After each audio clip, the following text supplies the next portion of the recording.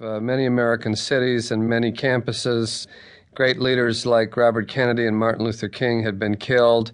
The Daley administration in Chicago had refused to give permits for demonstrations and protests that we were legally entitled under the First Amendment to be able to hold in Chicago. So we were basically saying that democracy had to be reborn in the streets of Chicago since it had been killed inside the Democratic Party and the White House and the Pentagon. The demonstrators resisted when police attempted to arrest a young man who tried to rip down an American flag. The police fired tear gas canisters. The demonstrators threw them back at the police. It was clear that the battle, Chicago's first real battle of the day, was about to be joined. Many of the demonstrators, anticipating more gas attacks, covered their faces with handkerchiefs. Then, chanting, "Kill the pigs," they began bombarding the police with cans, bottles, boards, firecrackers, tomatoes, and just about everything else they could find. Demonstration leaders, hoping to save all the energy for later tonight, used bullhorns to try to restore order. Stop throwing things! They are provoking this, but we do not want to confront them now. Move back, please. Move back, please. Responding to their leaders, some protesters joined arms and attempted to bring the milling crowd back under manageable control. Remember, there were students who were at the fulcrum of some of the protests and demonstrations. The climate at the time of the 68 convention known, those great opposition to the Vietnam War that caused LBJ not to run and that led to the nomination of Hubert Humphrey. Studs Terkel, Chicago journalist and broadcaster. Lincoln Park. I was there the night of the riot in the company of one of the greatest of all journalists, James Cameron.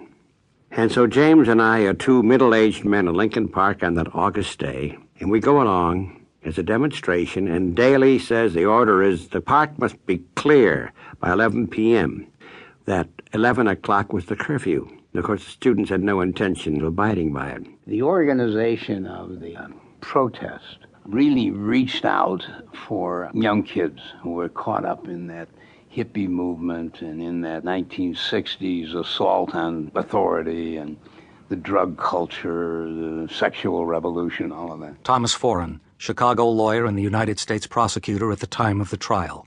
They were joining together to attack a police force that was made up of a whole bunch of dyed-in-the-wool middle class. And when they designed their protest, they knew what it would result in.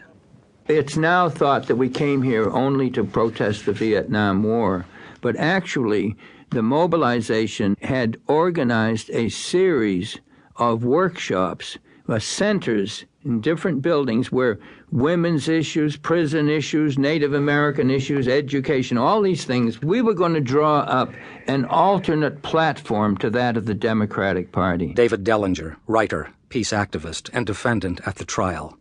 But because of the threats from Mayor Daley, and after Martin Luther King was assassinated and the black riots took place, the police apparently were more restrained than they sometimes are. And Daley bawled them out and said, next time, shoot to kill someone committing a felony and shoot to maim somebody committing a misdemeanor. The night before the convention began, a 17-year-old young man, an American Indian, was shot to death in mysterious circumstances in Lincoln Park. Tom Hayden, defendant, and now a senator for the state of California.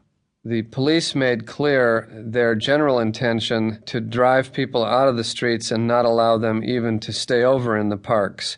So the line that was drawn was whether the streets as well as the established institutions would be closed to public protest. That was the friction point.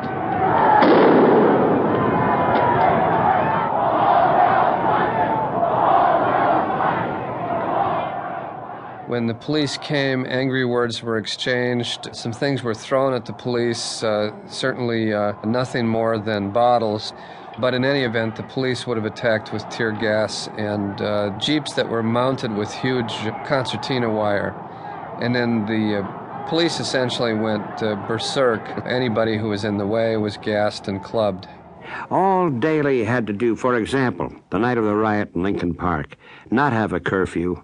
All he had to do was just let him stay in the park. If anything, feed them coffee and donuts. They had a note of humor to it, of course. To keep listening to this audiobook for free, click the link in the description. It will take you to a free Audible trial where you can listen to this and many other books for free for 30 days.